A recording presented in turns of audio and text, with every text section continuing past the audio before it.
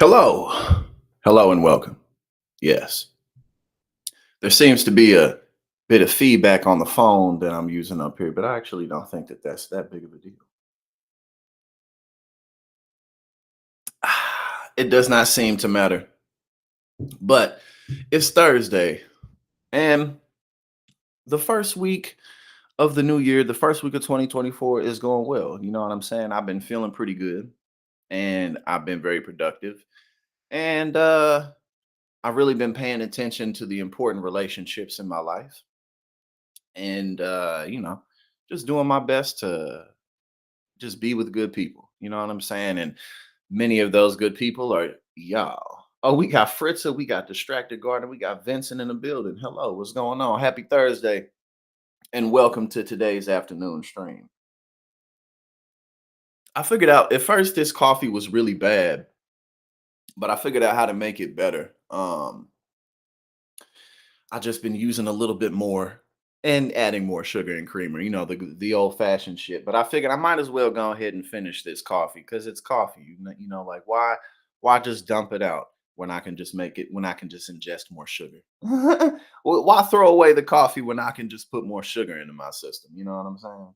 Oh, we got Mike Boy, we got Monk without a cause. Aaron, hello, how you doing today? We got Alonzo, Mara, and we got Andrew, man. How y'all doing? Hakuna Matata. I got it right. I thought I was gonna get the reverse thing, but I got it right. Now, we have a variety of things to discuss, and I am quite stoned. Oh my god, I feel quite good. I'm stoned on the usual shit I'm stoned on, but the weed I'm smoking is really good. What is it called? It's called the Wizard or something. I don't know, some shit like that. I think it was Wizard, but I could be wrong. Whatever the fuck it is, the shit is fantastic and it's got me feeling good. So I'm gonna go ahead and get everything started. Okay, well, Distracted Garden, thank you for popping in with us. And I hope that the rest of your day goes smoothly. Okay, what should we start off with? Hmm. Because we got a variety of stuff. We got people running for office, people who have entered the races. I like this aesthetic right here with this. May the force be with you, just chilling right there. So let's see. We got a variety of people who are running for office in different places.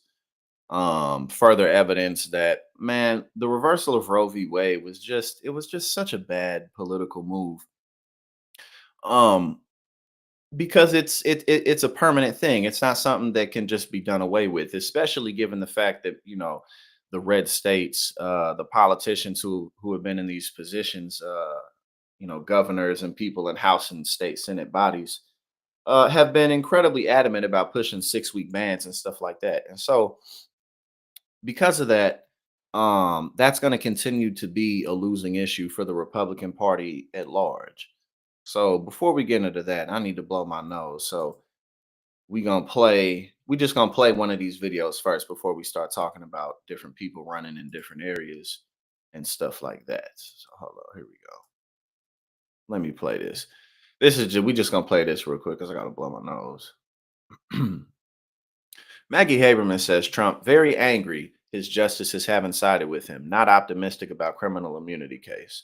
Hold on, I gotta blow my nose. Maggie, how much do you think the former president is betting on favorable Supreme Court intervention, whether it's the issue of ballot qualification or immunity from prosecution? I think those are different cases. I don't think that his folks are particularly optimistic that they're going to win on the presidential immunity. Although, as you said, I reported earlier that he is going to show up next week for arguments that he's not going to be able to be part of, but he will be there and it will create a spectacle. Certainly, on this question, which is a separate one, his team feels more confident that the Supreme Court's going to go with him. He has said that himself, but he has also said to other people, and one of his lawyers confirmed this reporting earlier today. He has said to some people he's concerned that the justices who he appointed are going to be afraid of looking like they're taking his side politically and not doing that. And some of that is because he has been very angry, as you know, at the justices he appointed that they haven't gone his way. They've gone his way on policy matters on a number of cases. They have not on his election-related cases. Why is he going to show up? And is it simply because it will create a spectacle? Number one. Number two, he sees himself as his own best defender and communicator right now, and he believes that he can impact all of these things best, and that if he hasn't tried, as it's been described to me by people who have spoken to him, on this particular... I didn't even know Nikki Haley and Ron DeSantis were debating tonight. I just saw you peep that you said that, Alonzo. issue, that he will regret it if it doesn't go his way. Will he fundraise? I mean, he can also fundraise. He's going to fundraise off everything. He fundraises off everything. This, I suspect, will not be an exception. Well, of course he'll fundraise off of it, but I mean, Donald Trump, like, again, like, the thing about him is he constantly gives himself more trouble, you know?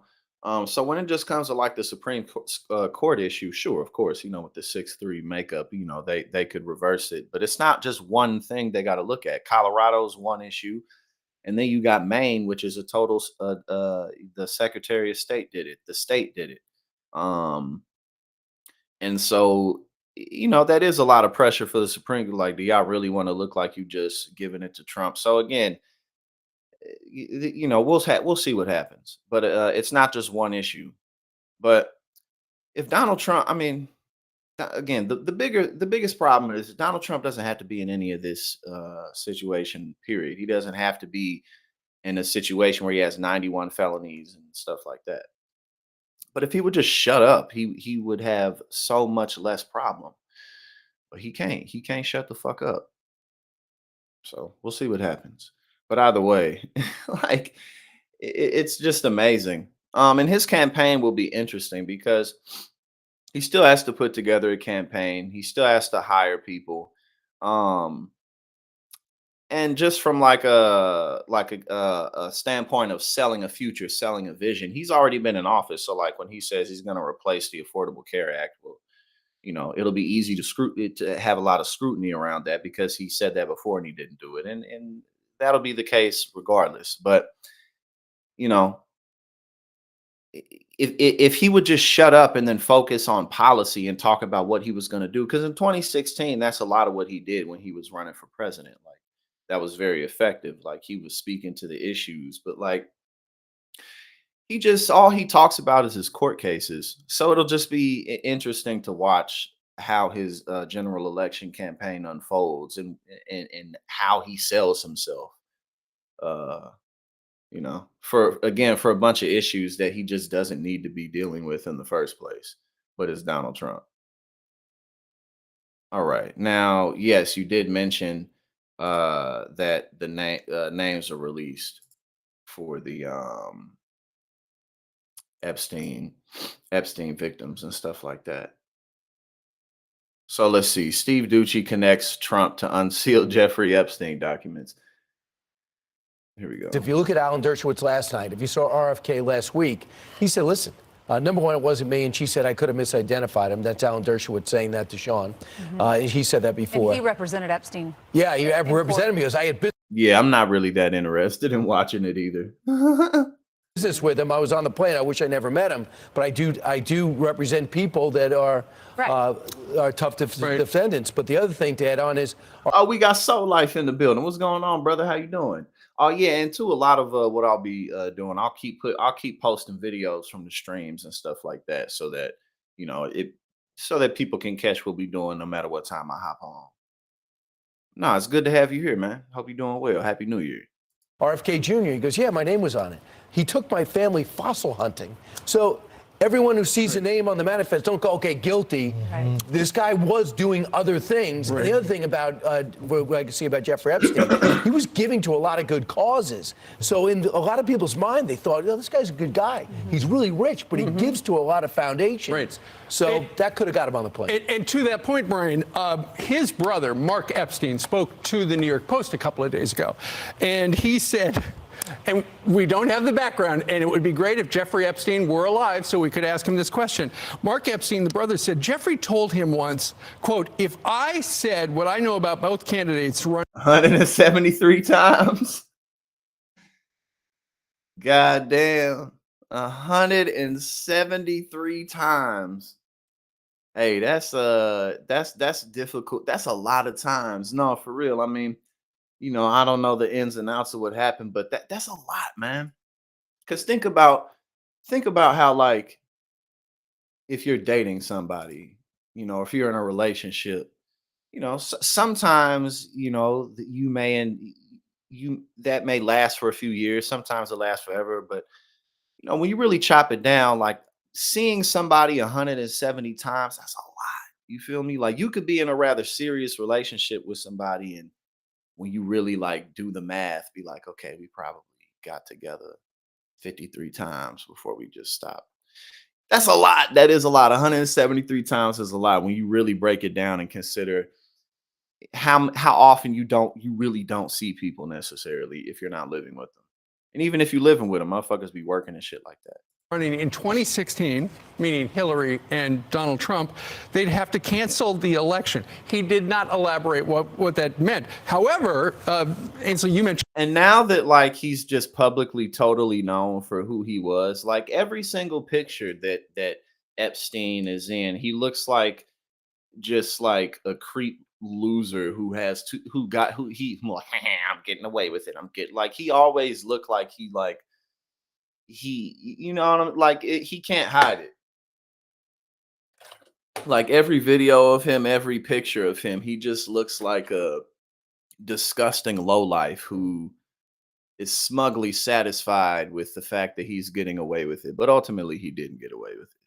That Joanna woman, one of the alleged victims earlier, who said that Clinton likes him young, she said she was once flying on Epstein's plane, and they made an unplanned stop in Atlantic City because Jeffrey said, "Great, we're going to call up Trump," and so then they went to visit Trump at the casino. Exactly. But didn't she say she wasn't sure which casino it was? Oh, didn't know that, but it did know it was Trump. Going back to the brother, he said, and Brian, this is your point. He said, my brother used to have conferences on the island with noted mathematicians and scientists. So now they're going to get smeared because they participated in one of these scientific panels. The reason Mark spoke to the New York Post is because he believes his brother was murdered after his arrest in 2019, and he did not commit suicide. All right. But yeah, no, that's, bro, 173 times is incredible, bro. That's a lot. And just the way that Dershowitz, I remember the way he was defending himself. He just sounded weird about it. Like, it was just super weird and creepy. I don't remember exactly what he said. Excuse me. But it was just like, bro, it may have been better off for you to just lay low and not talk about it, especially now you come out and yo ass and been listed 173 times. Teddy Cool, what's going on? How you doing, brother? Hope you're doing well. Hope your new year is going off good. Starting off good, rather. Luke, we got Luke in the building. Yeah, exactly, Mara. That's what yeah, like, when you really tally it up, like, that's a lot of times to actually see someone, man. You know? That's that's really crazy. All right, now what should we do now? Let's just stay on this before we get to people running for office. Newer people running for office and stuff like that. We're gonna check this out. Sheesh, yeah, Mary, that shit really is crazy. And again, that's why I'm saying, like, every time you look at Epstein in a picture, he just looks like a demon living within human skin. Like, he just looks, like, he just, yeah, nah. Well, 173 times, that, yeah, nah, you can't, you get up to there, it's like, oh, ain't no questioning what you got going on. 173 times. All right, let's see what's up. Trump attorney claims Trump appointed judges may rule against him because they're Trump appointed. Now, again, Donald Trump has an absolutely terrible bottom of the barrel defense, but uh, the issue that Donald Trump is facing when it comes to the Supreme Court, because, yeah, again, keep in mind, it is the 6-3 Supreme Court, a very ideological conservative judges for the most part. But it isn't one issue that they're facing. His issue in Colorado and his issue in Maine are just technically different in terms of how they went down and who made it happen.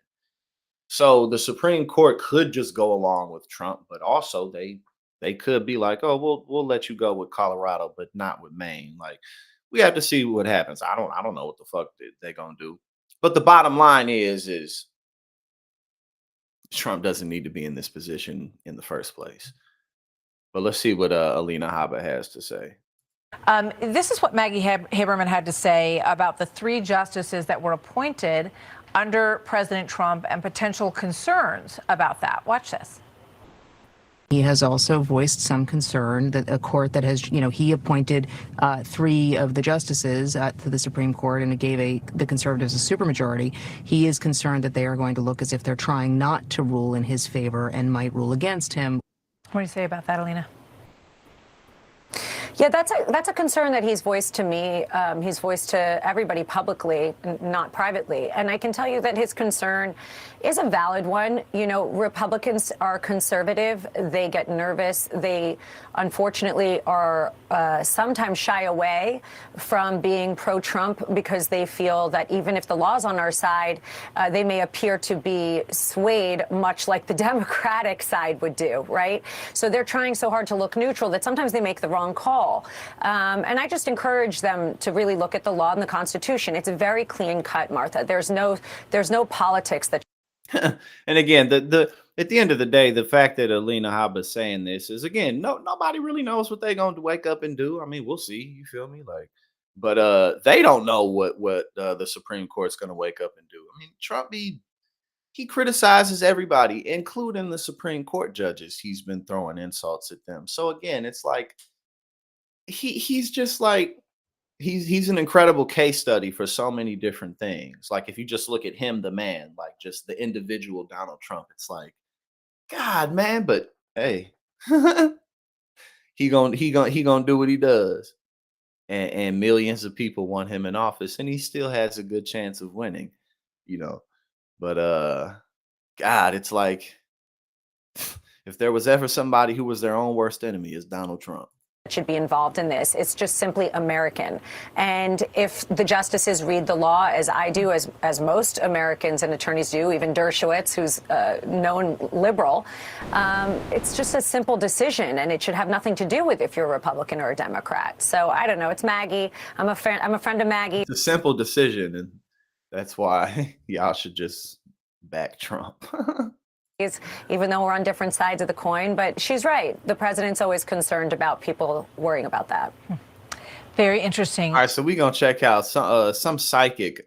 You know, we're going to check this out just because, you know, why not? I mean, why not? Some psychic went on Fox News and had an ominous prophecy about Donald Trump. So why not watch it? And then we're going to get into some of the people who have filed for candidacy in the coming races in different states around the country. So let's check this out. Psychic gives Fox viewers ominous prophecy about Trump in 2024. Okay, what's up with Jesse Waters? Jesse Waters' new name is, what was it? Dumb Handsome Hairspray. That's his new name, Dumb Handsome Hairspray. Always feared fortune tellers. We could be tempting fate. But at a dinner party, I was given a delightful reading. And when I asked her about Trump, she said there'd be a grave injustice this fall, and we may not even have an election. Therefore, we needed a second opinion. Paula Roberts is the English psychic who is on set to give us a reading right now. I would like, Paula, for you to give me a reading on President Trump.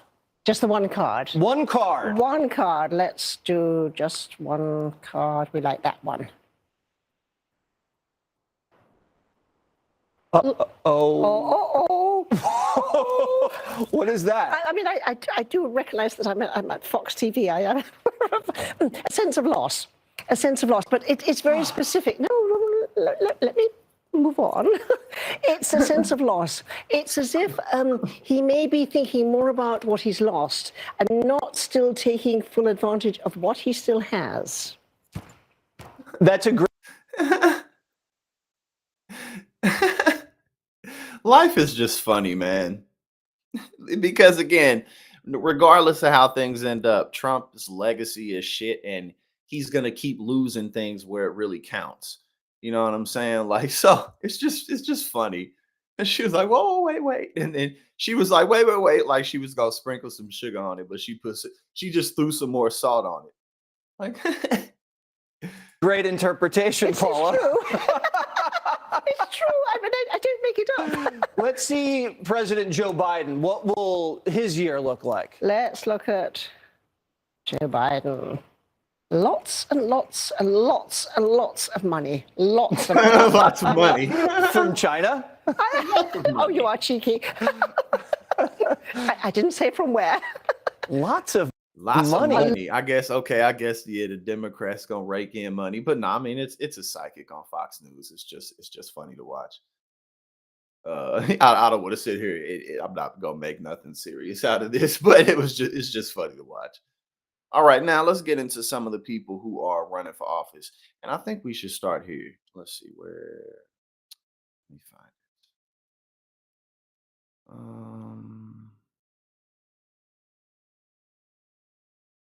Sorry, y'all. I'm looking for one of the people who is running for office. I got a number of tabs pulled up. All right, here we go. Found it. Now I wanted to start with this one because, at the end of the day, um, Roe v. Wade, and we talk about this often, and we kind of started off today's live stream talking about this, but the reversal of Roe v. Wade was really one of the biggest political mistakes of modern times. It really was. The pro-life movement needed to remain a dream. It needed to remain something that was always almost within reach, but always just out of it. You know what I'm saying? Because now that that's happened and these red states have been pushing these bans with so much fervor and conviction, women nor anyone else pretty much is going to just wake up one day and be okay with this. People aren't going to wake up and be okay with things like this happening. Um, you know, and so especially when it comes to down ballot elections, not just within the federal government, but state elections, local elections, city council, we're going to continue to see everyday men and women who are impacted by things like the reversal of Roe find themselves in positions of both influence and positions of power. And that is an example of why some things politically, or maybe in life too, but especially politically, need to remain a dream because because they actually went and did it. They have given anybody who cares about this issue a clear just funnel into the Democratic Party. Because again, keep in mind that a lot of these Democratic figures that we're used to, they're on their way out. I mean, they just are. They're retiring, or they'll be retiring soon, or they're in their 80s. So the tables are turning in terms of who now has an opportunity to have some influence. Again, especially when you look at state and local governments and things like that. But yeah, so I just thought that this was a good one for us to start with because it's such an important issue. And as more and more data is available over the years, because again, years of data is going to pile up because the Supreme Court reversed it. So it was just politically speaking, it just really was stupid for the right in this country because it's a wound that they can't really cover up. Our next guest is 28-year-old Allie Phillips. She's a mother and a small business owner, and now she's running for political office in Tennessee in her home district, District 75. Her political campaign was inspired by a very personal journey, her pregnancy with her late daughter, Miley Rose. At the time of her pregnancy, Tennessee's trigger ban would have made it a felony for her to get an abortion in the state, even despite the risk the pregnancy posed to Allie's life. Allie, thank you so much for joining us and bravely sharing your story tonight. You started posting about your pregnancy journey with your thousands of TikTok followers back in 2022 as you and your husband excitedly were preparing to welcome your baby girl. But But then at your 19-week visit, doctors found severe anomalies with Miley, so severe, in fact, that both of your lives were at risk.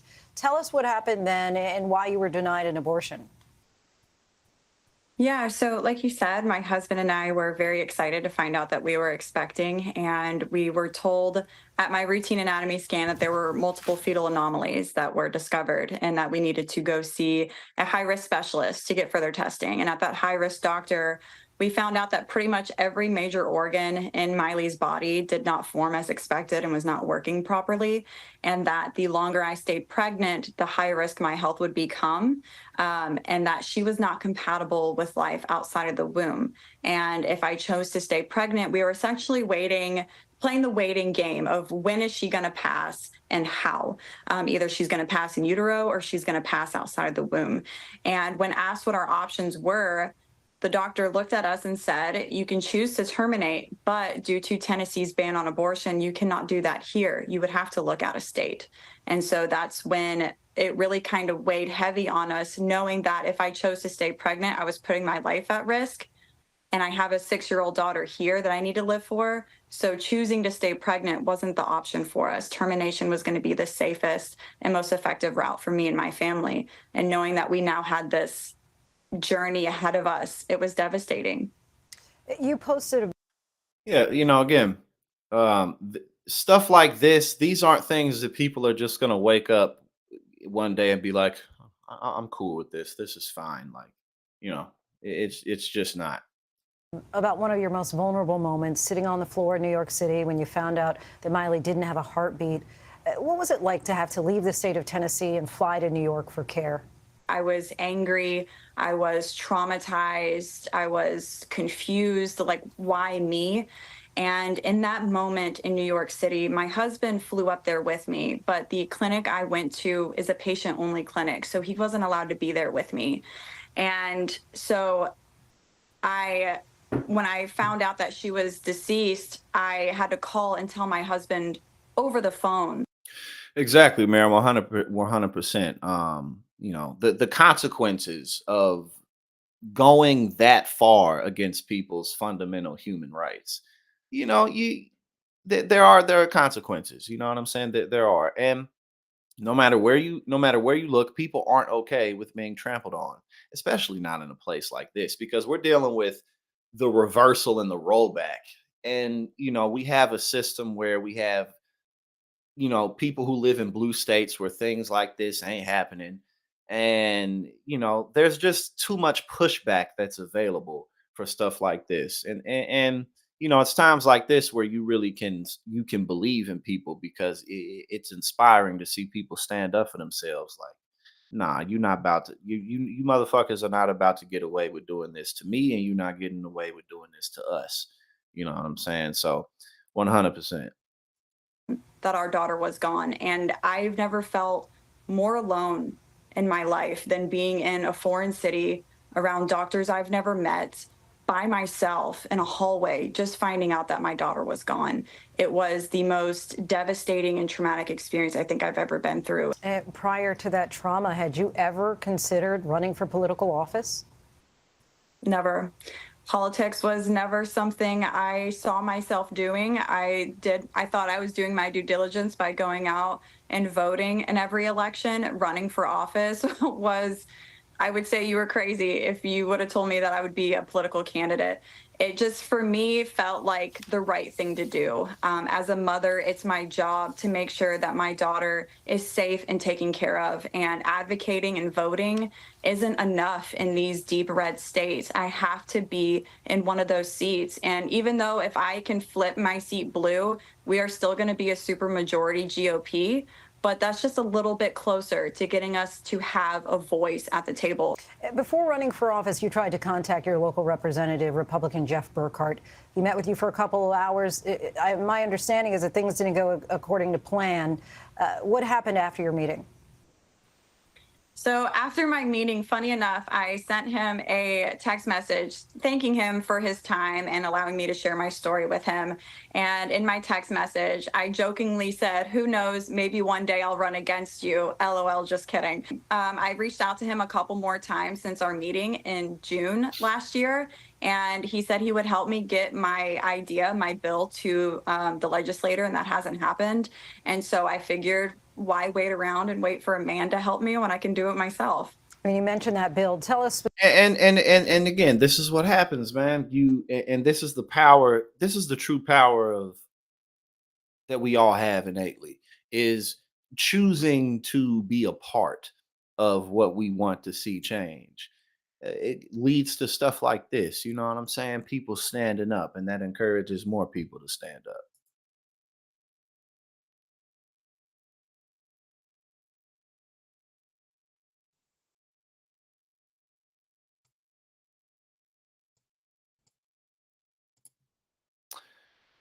Well, we was pretty much at the Our end. meeting Okay, hold in on. June last year, and he said he would help me get my bill to the legislator, and that hasn't happened.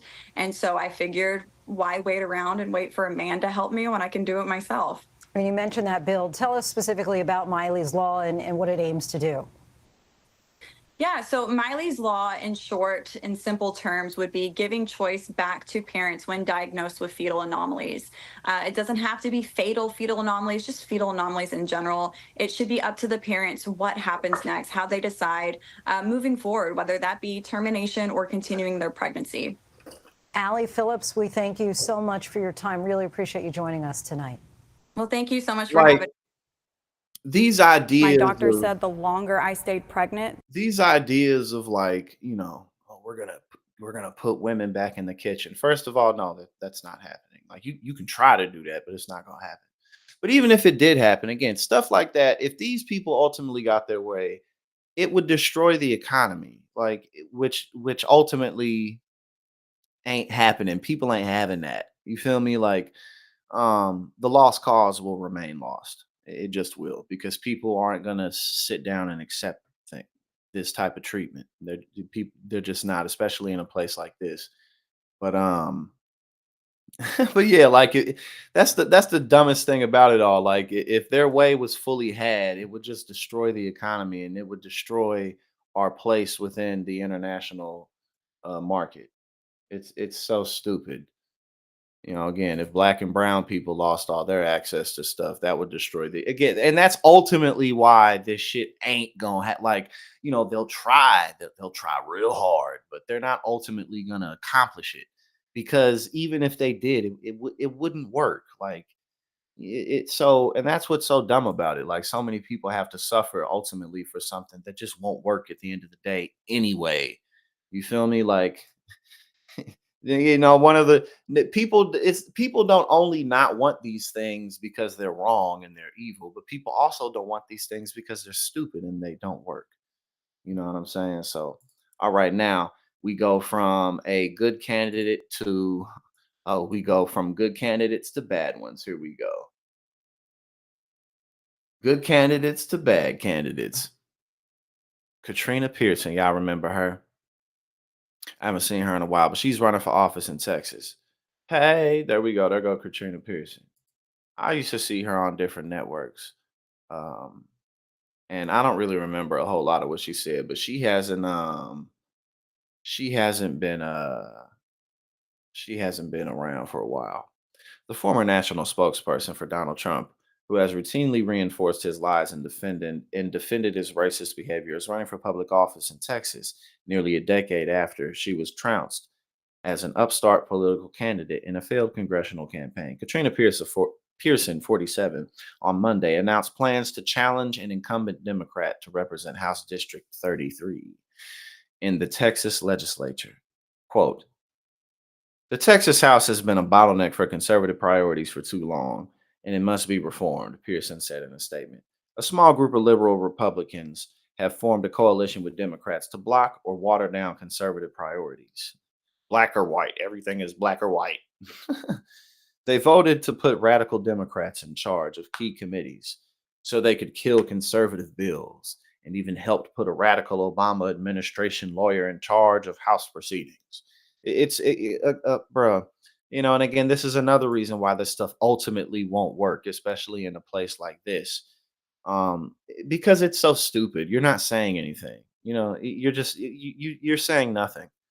You know, Radical Democrats put in charge. Obama administration. She's just using keywords. You feel me? I mean, like Texas is some raging progressive state. Like, give me a break. Pearson, a former leader in the controversial Tea Party movement, is campaigning on classically conservative issues like securing the border, defending gun rights, and opposing abortion, according to the candidate's official website. Eh, oh, God. These people crazy. And again, that anti-abortion again, these things they're never going to be winning issues. You know, you might squeeze the policies in, but you're just going to make people mad, which will ultimately just quicken your demise. Like this is ridiculous. She says, Republicans are tired of politicians who care more about representing the Austin special interest in hardworking taxpayers. I'll stand up for conservative principles and fight for lowering taxes, stronger border security, and boldly oppose the radical left's woke agenda. The woke agenda, of course. The woke agenda of gay people are cool. Like I get that's the woke agenda, you know. The horrible woke agenda of we should accept people for who they are. Republicans in Rockwall and Collin County have told me they want a conservative voice in Austin, and I'm honored by the support and encouragement I have received from them to enter the race. Well, do your thing. Go ahead and do your thing, Katrina Pearson, because it is your right. It is your right to run. What does she say? Pearson has a documented record of anti-black rhetoric, something that may actually bode well for her candidacy in a district that is nearly 62% white. Yeah, I haven't seen her in a while, but I I don't get outraged about stuff like this because it's stupid. Like, you know, like when you see people say stuff like this, it's just stupid. It doesn't deserve a place on state grounds. It deserves a place in museums, and that's where they need to be. It absolutely deserves a place because bad history is still good history for this country. Slavery is good history. Where we are today. Where we are today. Absolutely. Slavery is good history. During Absolutely. those times, Oh, wow. during those times, think about this for a second. Where would we be today if not for that Civil War? Where How would we will be our without children even slavery? know? Are you serious? How Okay, would do you our hear what you're children saying? even know? Like, I mean, again, like it don't like it's I can't get like really that upset with people like this because it's just stupid. You know, like these people are just dumb.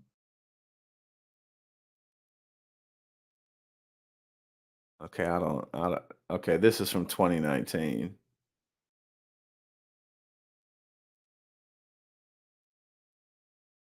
Well, we'll see what happens. That's one of the people running for office. Now, we gonna go to my home state of Missouri because we got somebody else. We got another interesting person running for Republican office. This time in my home state of Missouri.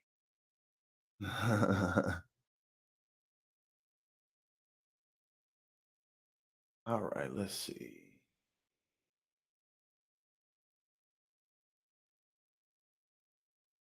Missouri woman photographed by husband breaking into Capitol building on January 6th to run for school board. Kimberly Dragoo.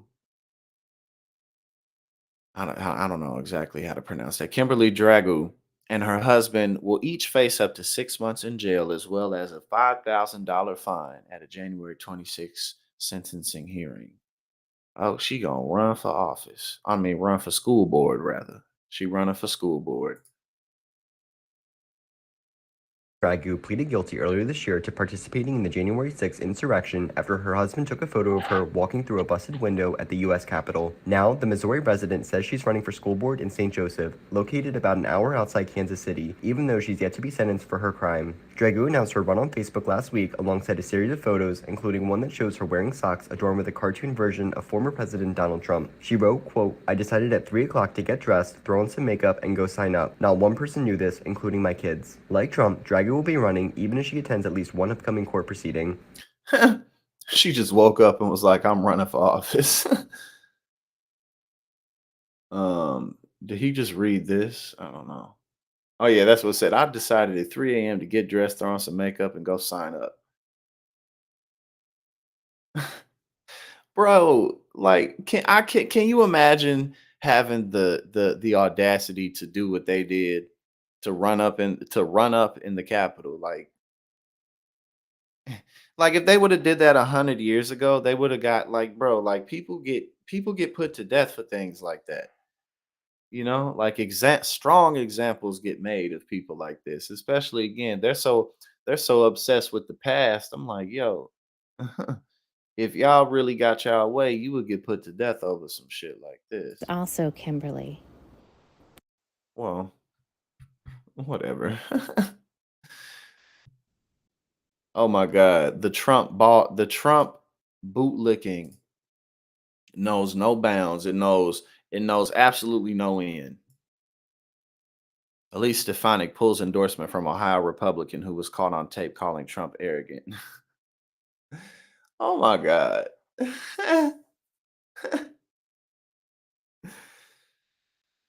Imagine being that big of a kiss ass to anybody.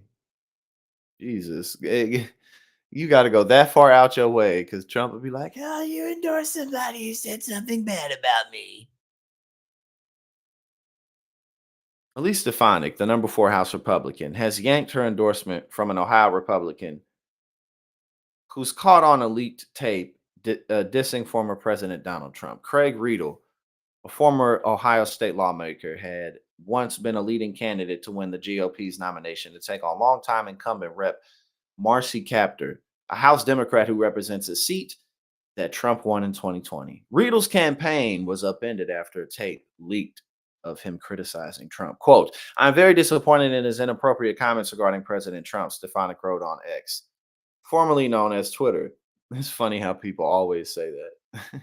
Twitter. They'll be like X, Twitter, or formerly known as Twitter, because it's just so dumb. As we begin 2024, my focus is on ensuring we nominate the strongest candidates on the ballot who are committed to electing President Trump this November and expanding our House GOP majority. Oh God. See, that's the thing too. It's like can't nobody Trump but Trump. So you can line stuff up, and again, Trump could win the presidency, but down ballot, Trump's just not a win for people. You know what I'm saying? Like Trump's base wants to see him as president, but other than that, you know, the magic just doesn't really ring that strong. So it's like you doing all this ultimately just to be thrown away like everybody else is by Donald Trump. Donald Trump gonna throw you under the bus too. On the leak tape, Riedel calls Trump arrogant and adds that he would not seek the former president's support in the race. Quote, look, Donald Trump, he's a different person than me, Riedel said on the tape, which was posted on X by conservative media personality Charlie Kirk. Quote, I don't like the way he communicates. I do think he is arrogant. I don't like the way he calls people names. As Insider previously reported, Riedel's struggle has opened the door to J.R. Majewski, who lost to Captor by 13 points in 2022. Most national Republicans abandoned Majewski in the wake of an Associated Press report that he misrepresented his military service. Oh yeah, I remember that guy. I forgot about him. I remember the name, but I forgot what was significant about him. But that just jogged my memory. They jogged my memory. All right, let's see what's up.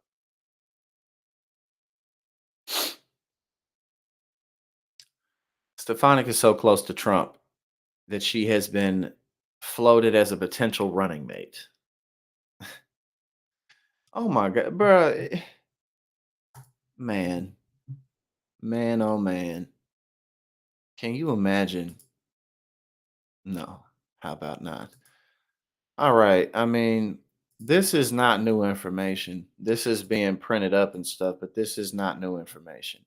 Trump got $7.8 million from 20 foreign governments while he was president. China tops the list with $5.5 million at his hotels, while Saudi Arabia and Qatar also forked for stays at properties. Well, I mean, he never recused. He not recused. He never divested himself from his businesses. So again, this is old information, but it is making headlines today. But it's not but it's not new information. We've been known this because again, he never divested himself from his businesses. Okay, hold on. Let me see if there was even okay, it looks like there's the video isn't here, but there's some video going around of like a defendant at like in Nevada, like he jumped over the desk onto the judge or some shit because he got denied something. Like, oh well, way to make your case. Way to make your case, bro. You in here for violence. You're like, no, I don't think you should be let out yet. I bet. He just jumps over the table and you're like, oh, I don't think that's gonna help you. All right, hold on, let's see what's up. But we're gonna yo, the closer it gets to election day, man, people gonna be relentlessly attacking this dude, Donald Trump. It's just gonna be. That's why I said we should all make sure that we have other things to do because and also too. That's why I'm gonna continue to expand into like other commentary in other industries. Like doing more like cool shit, like the Nerd Show, talking about like like Batman and anime and cool shit and just cool things out there going on, like stuff like that. But also, we got to do other things and just talk about this stuff because there's more to life. Okay, let's see what's up. Right, that dude, man, that boy flew over the table. I'm like, way to make your case. All right, let's see the devotion that the Iowa Republicans they devoted to this man Donald Trump. They say in a focus group they would only vote for someone else if Trump died or murdered someone. The devotion. That is some serious devotion. Let me start with you. We have these town halls. Bro, think about that. Think about that, bro. Like I'm willing to put up with absolutely anything so long as you don't do the most unlikely. So long as you don't do the most unlikely, I'll put up with you. Tonight, Ron DeSantis and Nikki Haley. What can slash And if you willing to go that far, yo, these people are crazy. must they do to give their campaigns the momentum they need? Well, neither of them are going to get the momentum they need to go on to be the winner, but they can try to get the momentum they need to come in second place. Because here's the thing: the stakes for Ron DeSantis are that if he comes in third in Iowa, his political career maybe not totally over, but it isn't going to be in a deep freeze coma. If Nikki Haley comes in second place, then it opens up what is the narrowest of paths to go into New Hampshire with some momentum. And that is a state that is tailor-made, maybe the only state really tailor-made for somebody other than Trump to potentially prevail or at least get really, really close to Trump. And that would allow her to go into her home state of South Carolina with some wind at her back. However, South Carolina, not as friendly as you'd think to its previous governor and still much more of a Trump state. I don't actually really see a path for either of them, but they are fighting right now for second place because Trump is so dominating this race and continues to dominate. In fact, I was doing a focus group with Iowa voters just this week, and I asked them if there was anything that would turn them off from Donald Trump. And one said, well, if he did something really extreme, like either died or murdered somebody. And that was the only thing that would make them not. That's really just another way of saying no matter. I will never leave Donald Trump, no matter what. All right. Now let's see what's up. Which one should we do now? Oh yeah, this is all like Republicans just being so far removed from reality and with the way they see things. Like, again, just to bring it up, the fact that it's true, you know what I'm saying, that Obama deported deported more immigrants than Donald Trump did. And excuse me, one of Donald Trump's biggest problems politically speaking, again, when it really gets down to crunch time, when the general election starts and like it gets real for real. One of Trump's biggest problems politically is he's already been in office. And so that's all going to come to light. That's all going to be made apparent.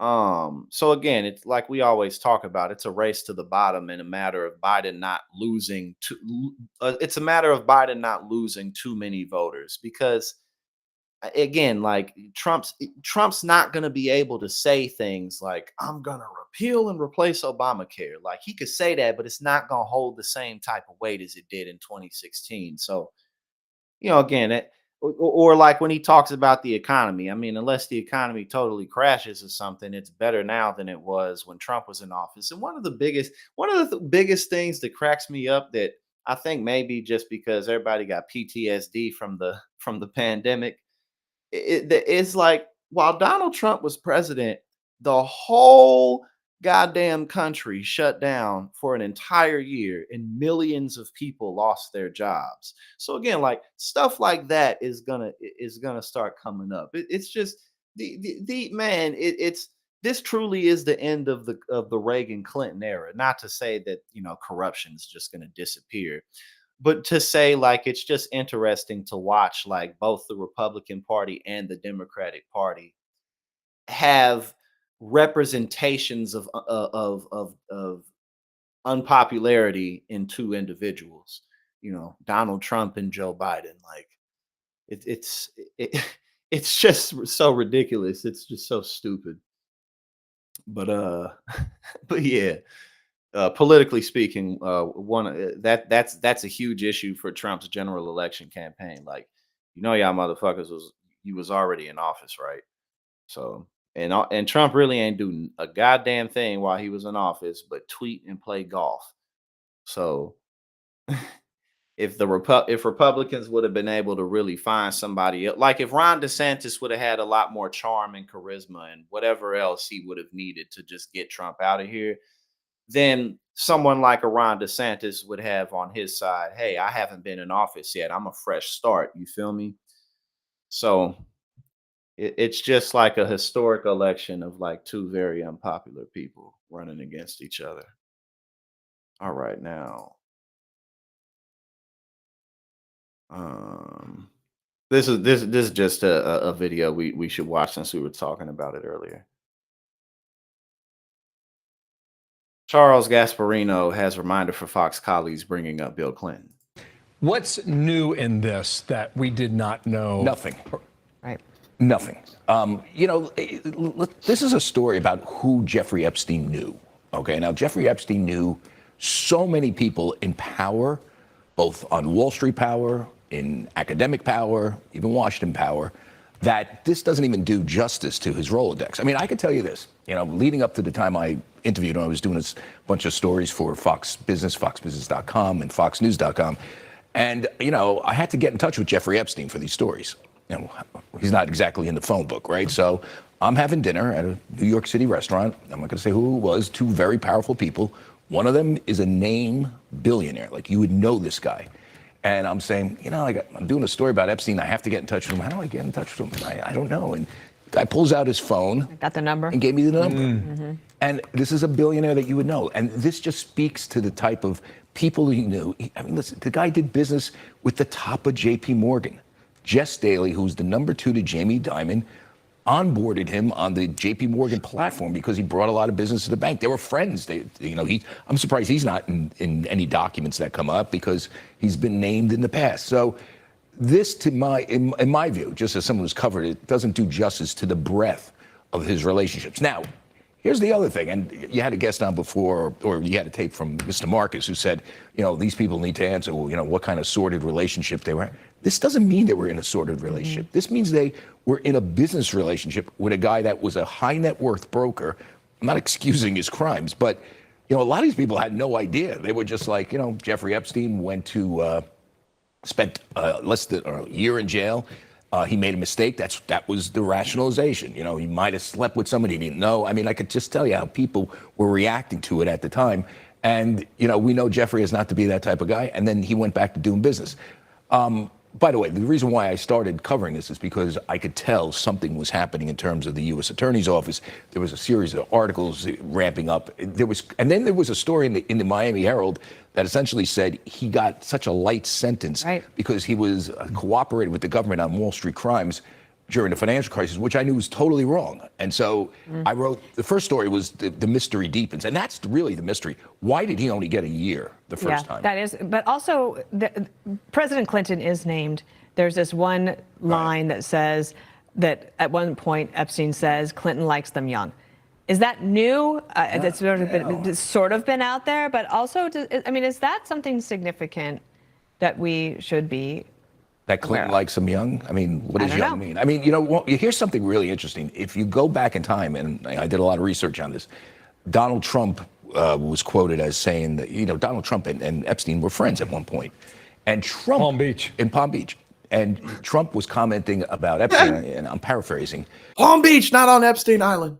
Don't you seen how he ran in there to defend? But not on the island though. You know, I have it. He hangs out. Let's play it here. This is call for number one. I knew him like everybody in Palm Beach knew him. I mean, people in Palm Beach knew him. He was a fixture in Palm Beach. I had a falling out with him a long time ago. I was not a fan of his. That I can tell you. I was not a fan of his. Okay, And that's reportedly not the quote. The Okay. quote I think it was either New York Magazine or Vanity Fair, where he said, you know, Jeffrey Epstein's a great guy. This is before they had the falling out. He hangs around with a lot of beautiful women, including very young women. Now, this is from Donald Trump, who hung around with Jeffrey Epstein. Now, are we supposed to play a game where, well, that means Donald Trump was part of that sordid relationship? No, that's not the way it works. I think your quote is tawdry. It's not good for the people named, but what does it really mean that you said hello to Epstein? Yeah. I think, Charlie, we just wait for the next drop, whenever that is comes, but there's a lot of anticipation for this. Well, yeah, I mean, listen, it's a sordid, interesting story that involving And there's victims. rich people. That may, but And no, young women. yes, Even but girls. Young women. just being on the list may not. Remember, Right, I understand. You were going down a slippery slope. Yep. Got it. Thank you, Charlie. Well, I never had his number. Yeah, I mean, it's just not going to be a good look to be named on there. Now we're gonna close out just with an interesting look through of according to U-Haul, 10 states that people are leaving like super hard. But I mean, people are always leaving and going places, and like it's always funny to see when they'll be like, "Oh, everyone's leaving New York, everyone's leaving California." Like, no, everyone is not leaving. No, like a lot of people are leaving, but not everyone. But you know, a lot of the reason why it's so expensive in places like NYC and California is because everybody want to be there. All right, so let's check out these 10 states. Oklahoma. Okay, so people are I don't I guess I mean it would make sense to me to leave a place like Oklahoma just in terms to like the same reason why I left a state like Missouri. Like I just came to a place, a region that has just kind of more going on and more opportunities, better quality of life, stuff like that. Connecticut, that's over here in my range. I've been to Connecticut. Connecticut's a beautiful state, a slow state, probably expensive. It's relatively expensive too, but it's definitely a very Connecticut's nice. That's a nice place to go visit to just kind of enjoy the fall type of shit. New York, of course. I ain't leaving New York. Well, no, I gotta be in this area. Maryland, Louisiana, Michigan, New Jersey. I live in New Jersey. I like living in New Jersey. I enjoy it. Oh, Illinois, Massachusetts, and California. That's the number one. All right, everybody. We had another good stream today. Hold on, let's see what's up. Where is this thing? All right, there we go. Another good stream today. I am about to get me some lunch. And well, what time? Oh, well, a late lunch. I'm about to get me a late lunch. And then I'm gonna get some of the content from yesterday and some of the videos from the day. I'm gonna post them up to the page. And this Saturday, we're definitely gonna be doing another episode of Nerd News. We're gonna have fun with that. Other than that, everything's coming along. We'll have our next members meeting, not this weekend, but next weekend. So I'll reach out to everybody. Mara, I sent you an email a few days ago. Whenever you have an opportunity, check that out. I just sent you a link to a few things. But yeah, no, the New Year's going off good. And usually the New Year's it starts off slower. Not and by slow, I don't mean like in a bad way. It just, kind of like the engine gets rolling a little bit. It's winter time. It still gets dark super early. Everybody's, getting back from the holidays and, getting back into the swing of things. And a lot of people have started new opportunities or new habits or whatever it is. So, but I had fun today, and I appreciate all of y'all, and I will see you tomorrow. Oh, and I'm pretty sure I'm going to be on the power panel. I'm going to be on the power panel on Friday, the first hour, or tomorrow. I'll be on tomorrow, first hour. So check me out, and I will see you tomorrow on the stream and on the power panel.